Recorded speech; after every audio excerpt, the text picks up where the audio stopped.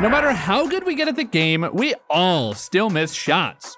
While you can spend hours playing the game to get better, having a good grasp of all the little bits and pieces that go into your aim is a must if you want to become as consistent as possible. What's up guys, it's Valued, and today we're going to talk about 10 must-know tips for you to have the best aim possible. Let's get right into it.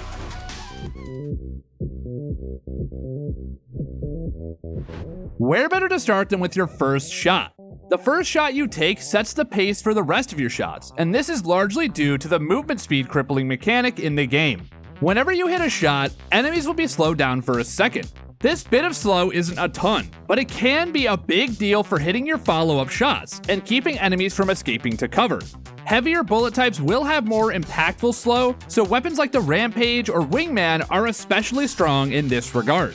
There are far too many players who don't fully understand this mechanic, and if you use this to your advantage, you will be hitting so many more shots. Put a focus on hitting that first shot, and your follow-up shots will be a lot easier to land. Speaking of hitting those follow-up shots, your accuracy with these shots are largely based on your ability to control your weapon's recoil. Understanding your weapon's recoil and getting comfortable with firing at max fire rate while still maintaining high accuracy is a skill you really need to invest time into. While you can fire many weapons at a slower fire rate to negate recoil, this will result in some serious damage loss and have you losing a lot of your gunfights. Instead, take time in the firing range as well as in normal games to get reps on all the weapons, with the goal of being able to do just this. If this is something you struggle with, don't feel like you have to learn all the recoil patterns at once. Instead, pick a gun or two each day that you want to put time into, go into the range, test out the recoil pattern on some dummies, and try to control it at max fire rate.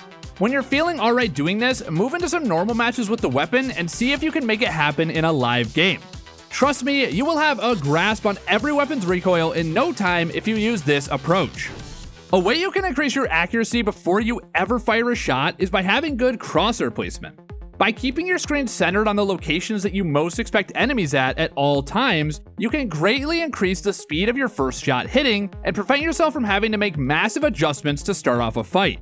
And this is huge in close range fights where those extra milliseconds mean the difference of winning and losing the fight. But it's also really important at longer ranges. The less you have to aim to hit your target, the better. And this simple habit will have you hitting your shots faster and more consistently. As you go through your games, put a focus on always being centered on possible enemy locations before the fight begins, and you'll find yourself getting that first shot and coming out ahead. This next tip is a quick one. Make sure your sensitivity is dialed in. Regardless of your input, having too high or low of a sensitivity can really damper your ability to land your shots. Too high and you'll find yourself overcorrecting and having a hard time hitting precise shots. Too low and you'll find yourself struggling to keep up with moving targets or quickly adjust your aim in close range fights. Now, I'm not going to tell you what your sensitivity should be, as it's largely preference, but if you struggle with either of the things I just mentioned, maybe consider making a minor adjustment to your sense and trying it out for a couple weeks. Just make sure this isn't something you're changing often or drastically, as this can lead you down a path of much worse aim very quickly.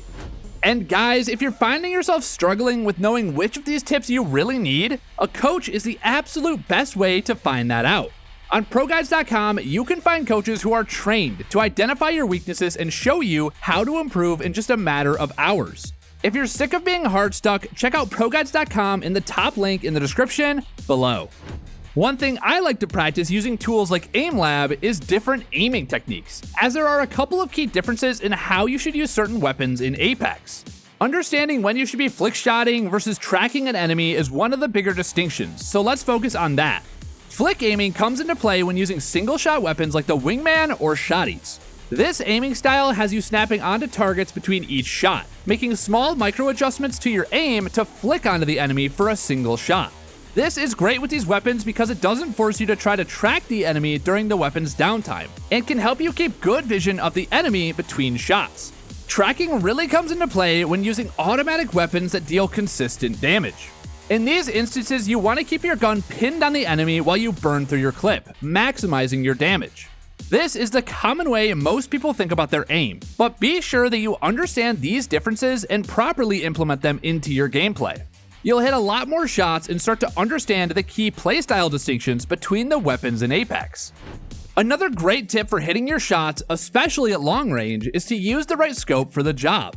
If you're trying to hit long range shots with a 1x all the time, no wonder you're missing shots. While you definitely can hit these shots, using a scope with magnification that fits the range you're looking to use the gun at is huge for your accuracy. And if you're on controller, this can actually heavily impact how often your aim assist even kicks in. And if you're on M&K, it will still allow your sensitivity to max the distance you're looking to hit shots at. All in all, having the right sight will just make aiming so much easier. So quit making your game harder than it has to be and throw on that 3x for those mid to long range fights. Next up, let's talk about Hipfire. Hipfire is broken, and not enough players even use it properly. While you might think hipfiring at close range would cause you to miss your shots, in reality, many players miss these shots because they're ADSing at close range. Hipfire is super accurate, and it allows you to keep a higher movement speed for strafing and other movements than when you're aiming down sights. A lot of close range guns like shotties and SMGs are going to do plenty of damage if you're hipfiring.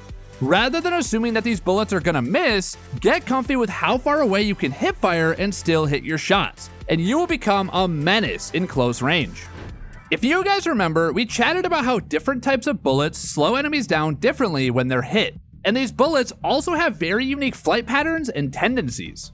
For example, heavy ammo drops heavily at long distances but maintains its damage. Light ammo is accurate but loses a lot of its damage at long range. And energy ammo doesn't have bullet drag, being one of the most accurate bullet types. Now, all of these are generalizations, of course, but understanding that there actually are differences between the ammo types and adjusting your aim and playstyle to account for what type of ammo you're using is huge.